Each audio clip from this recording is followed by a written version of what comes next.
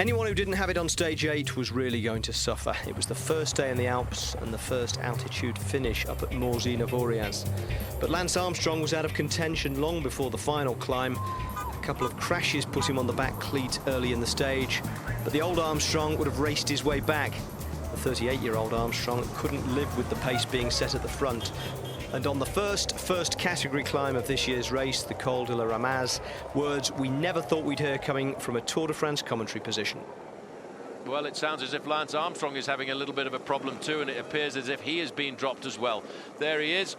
Riding alongside him is Chris Horner. So Armstrong, I wonder if it's the fact that he was on the ground a little while back, or if it's just the acceleration of this climb that is damning the American off the back end of this group. Armstrong in a serious spot of bother, still with 4 kilometers to go to the top of this climb. At the summit of La Ramaz, Armstrong was almost a minute down on the group containing Alberto Contador and the rest of the overall contenders, which in retrospect might have been one of the highlights of the stage for him. Things were about to get worse. In 7 years of Tour domination, Armstrong barely crashed. Going over the top of the next climb at La Gée, he was caught up in his third of this stage. Another crash in the middle of the road, oh, dear me. And that stopped Armstrong again. This is not his day. This is unbelievable, a straight road, and he can't believe it. And I don't think he can believe the amount of bad luck that he's had in this year's Tour. When Lady Luck, Phil, is not on your side, she's departed. Well, I don't know what Lance said to her, but he must have insulted her. She's left him today. This is unreal. This is no way to treat a man who's won the Tour 7 times. On the final climb of the first alpine stage of this year's Tour, the field was down to a select group. Cadel Evans, Andy Schleck, Alberto Contador and Bradley Wiggins were all in it. Lance Armstrong had long since slipped away. So had the yellow jersey Sylvain Chavanel. The next few kilometres were going to decide the order of the race heading into the rest day. This is Bradley Wiggins. We need to look at his face. He's looking as though it's beginning to hurt. Well, it should be. It's nearly over. 3.5 kilometres to go for the leaders. Wiggins started all the trouble today with his team, and he's lived up to it so far. But don't unhitch now, Bradley, because you must not let go of that group in front of you. Well, this is the elastic. It stretches and it comes back together, and still Navarro. Let's not forget Daniel Navarro, Phil, won a stage of the Dauphiné in this part of the world, and it was a very difficult mountainous stage too, and he's still sitting there stamping out his authority on this group, and one by one he's eliminating these guys from the back wheel of Alberto Contador and from the back wheel of this bus, but still looking fairly calm there in third position. Andy Schleck, he is a great climber. He's biding his time, but Wiggins is unhitched. Well, I'll tell you what, Navarro is killing everybody here. I don't think Andy is looking quite as good as he was.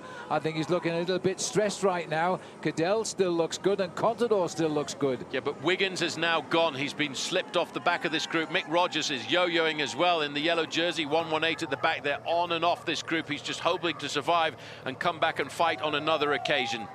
This is a duo battle now, and we're going back 7 minutes, look, 7 minutes and 14 seconds down. This is the unfortunate price you pay as having been the star of world cycling for so long. The cameras never leave you. Lance Armstrong continuing to climb the mountain. Well, he's alone in everything bar company on the side of his bike there, but his plan B is working so far. He still has Levi Leipheimer in this front group, so it's not all doom for Team Radio Shack. 3 kilometers to go. The hill gets a little bit easier now, so Wiggins might come back. Well, Levi Leipheimer started the day in 17th place overall. He should be climbing up into the top 10 tonight. But you know what? There are still a lot of big challenges in this group. The gaps have not yet really started to appear.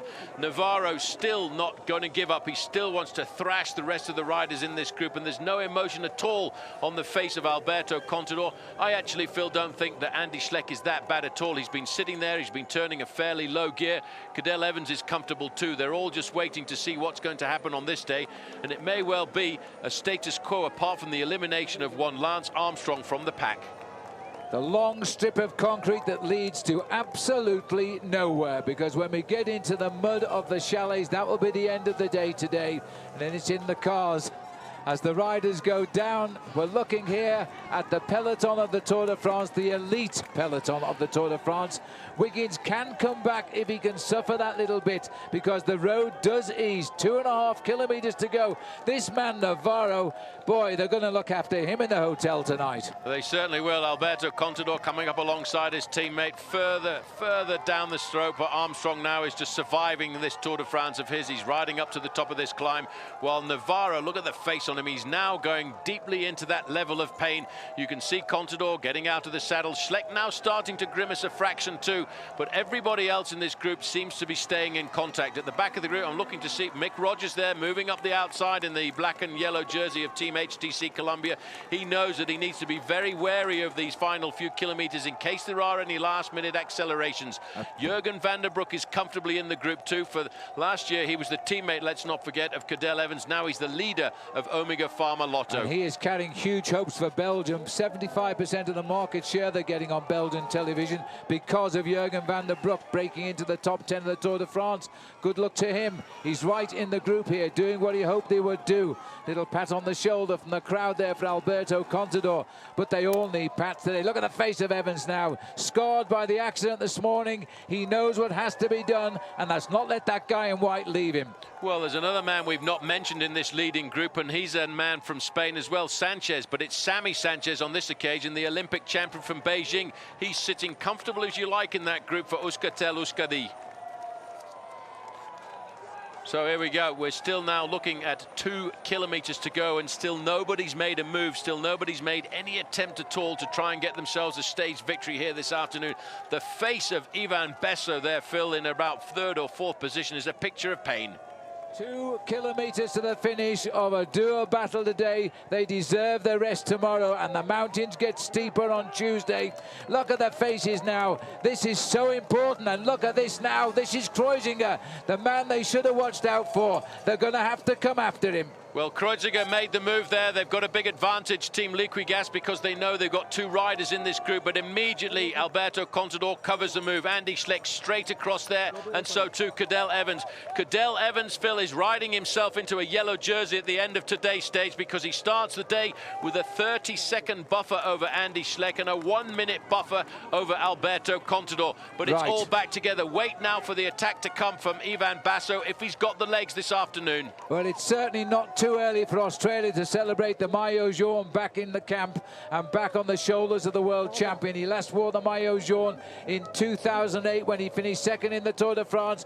They can't get the time off him now to stop him getting yellow, and in any case, he's got his braces hooked over the saddle of everybody. He's not going to get dropped. He's hanging on. Is that Gessing going? Yeah, it's Robert Gessing, the man who won a big stage in the Tour of Switzerland, and he's got himself the gap. He's a fair way down in the overall standing, so they may not well respond to this move by Gessing as he goes off the front here.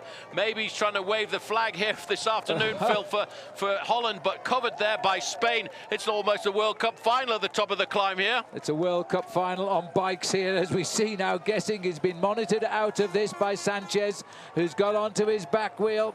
Contador is there, then comes Andy Schleck, then comes the world champion Cadel Evans, and now we've got Michael Rogers just slipping into the spot of bother here. He's got to hang deep now. Well, Mick Rogers has got to hang deep and try and keep in contact with this group just in front of him. Almost he can touch the back wheel there of Ivan Basso, but this is now, they're really now starting to dig deep. This is Gessing again coming to the front. He wants a victory for Holland this afternoon, but he's covered by Spain. But this time it's Alberto Contador, and still Andy Schleck is sitting there. He's locked onto the wheel of Alberto Contador. Watch out for the win this afternoon. I think it may well go to Andy Schleck because he's feeling pretty good. Well, I tell you, we're looking at the bridge, which means 1,000 meters to the finish. We are witnessing a battle duo here between the greatest climbers in the world. They are all in the pain barrier. There is no one holding anything back. They are really suffering now. It's he who gauges it. One last effort will win the day. Even Gessing now has tried, and he's still trying, but they're right there behind him. Well, Contador just looks so cool and collected there in 2nd position. He's covered every acceleration. There's the move by Andy Schleck. Schleck has gone with an incredible, look at the reaction by Alberto Contador. And there's a slow reaction. Sanchez, the Olympic champion's got onto the wheel of Contador.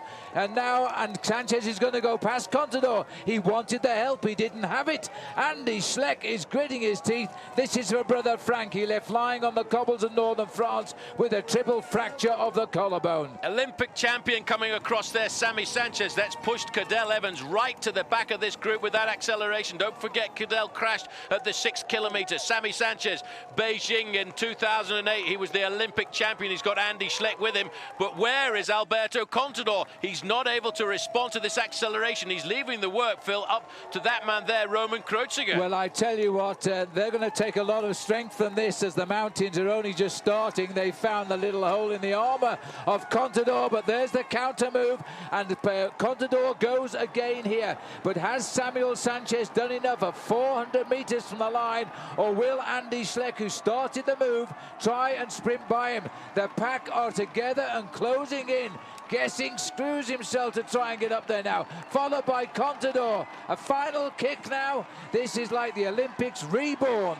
Well, Andy Schleck needs 30 seconds over Cadel Evans if he's going to think about getting himself the yellow jersey at the end of the day, Phil. But I think more interested in it is to try and get himself the victory. Sammy Sanchez has got the sprint. Andy Schleck's coming up alongside him. They're into the finishing straight. But, you know, Sammy Sanchez is looking back to see whether or not there's going to be any acceleration from Schleck. The crowd see the Tour de France at avoriaz. A second kick by the Olympic champion. It's not enough. It just was not enough. Andy Schleck has won the battle today of avoriaz. He beats Samuel Sanchez. Guessing, who started the final throw to the attacks, gets third.